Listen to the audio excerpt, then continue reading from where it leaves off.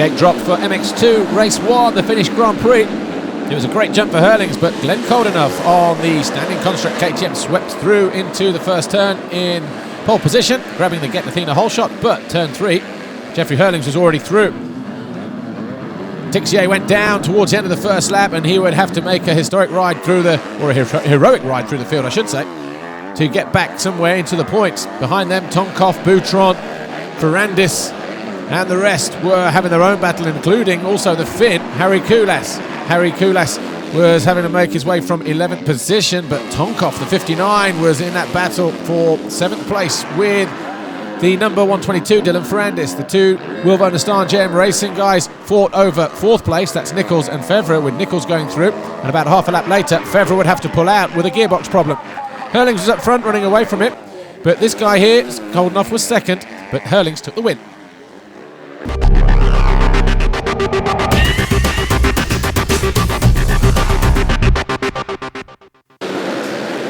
Race 1, MX1, Cairoli and Nagel up the inside, but it was Rui Gonçalves and Kevin Strybos also with DeSalle sweeping through. DeSalle got the whole shot award. Tony Cairoli was in 2nd position with Strybos in 3rd, Gonçalves 4th, and 89 Van Hoorbeek in 5th. But then the Bobryshev, the big Russian, started to charge. He forced the Portuguese rider wide on the Ice One Racing KTM, but big save. In the big moment of the race, Gauthier Paulin off the side of the bike. He landed it side saddle and managed to hold on to it. He then collided with Rui Gonçalves, cost him a little bit more time. Eventually he would come through into 6th position. Challenge for the lead between Cairoli and DeSalle ended like this, as Cairoli forced his way down the inside. That was on lap 16 with about 6 laps to go. Van Hoorbeek stormed through on the inside of Strybos.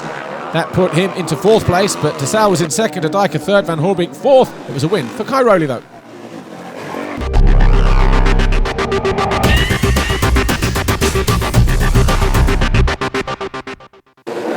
MX2 race 2, this time Hurlings went from gate 4 and everything was all good until Jake Nichols tagged the rear wheel of Alexander Tonkov and he took out Charlier himself and Monticelli and also Glenn Coldenhoff. Nichols would eventually remount and finish in 19th place, which was a pretty up and down race for him.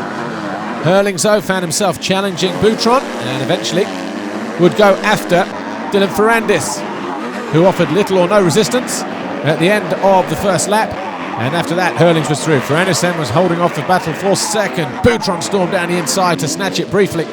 After that, it was a battle between Tixier, Tonkov, Ferrandis, Ferris, and Boutron. But eventually, Ferris goes up the inside to take 3rd from Boutron. Max Anstey, number 14 on the Rockstar Energy Suzuki, was on the charge. He came through from 20th position and worked his way through to 7th, but Jeffrey Hurlings won the race and the overall Grand Prix. Tixier was 2nd in the race, but 3rd overall in the GP because 2nd went to Dean Ferris on the Monster Energy Yamaha, his 2nd podium finish of the year. So that was your podium then. Jeffrey Hurlings, Dean Ferris, Jordi Tixier. Of course, as Dr. Wolfgang Schrubb says, you still hold the red plate, and he leads after 12 rounds. Jeffrey Hurlings. Jeffrey, another record match, another GP won. Talk me through your second race. Yeah, we've been going really well. Took a so-so start, came out top 5, and then worked my way to the lead in less than 1.5 laps. So I'm really pumped about that, and had a great race and a great day. So did 2 wins with about 45 seconds in front, and I'm really pleased. And now next step is to Germany, and hopefully in 2 weeks rip up the title and lock it. So I'm really thankful, and never could do it without Red Bull KTM Racing Team. Thank you guys. Well, congratulations on your win here in Finland.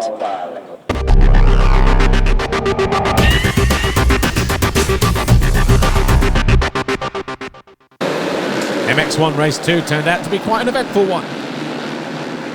Kevin Strybos stormed into the lead from Rui Gonçalves and Commander Sal, but Tony Cairoli wasted no time getting into 2nd position and challenging Strybos for the lead. The two banked bars and traded places a little bit. Cairoli thought he was through and that was it, but then he ran wide, made a mistake. Strybos was back up the inside. It took a big effort for Cairoli to get his KTM back in front.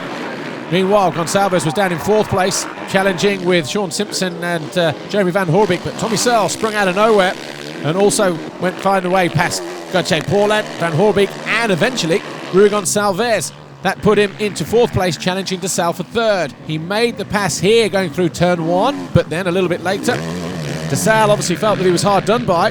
Found a way back past. Tommy Searle tried to come around the outside. Boom! DeSalle ran him off the track. Tommy Searle would rejoin.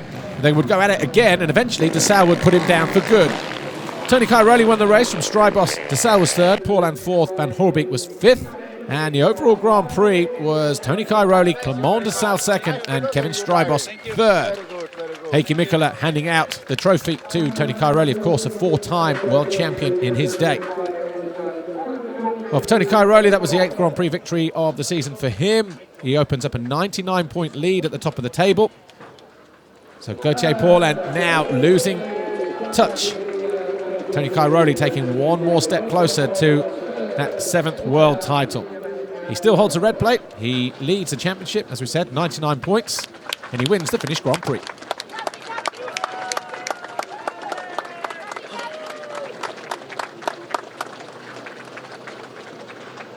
Tony, congratulations on winning the GP of Finland. You quickly found the race lead in that second moto. Talk me through it. Yeah, I had a good speed. I know I could push a little bit more. First race I was a little bit tired, and second race I feel a little bit better and better rhythm also. And I was following again this one Suzuki guy, and then I made a pass, and I could make some gap between me and the rest and control the race. And this is good for the championship. We are extending the points lead a lot, and this is good. And thanks to all the team to support me and everybody at home that cheer for me. And cheers. We'll see you in 2 weekends' time.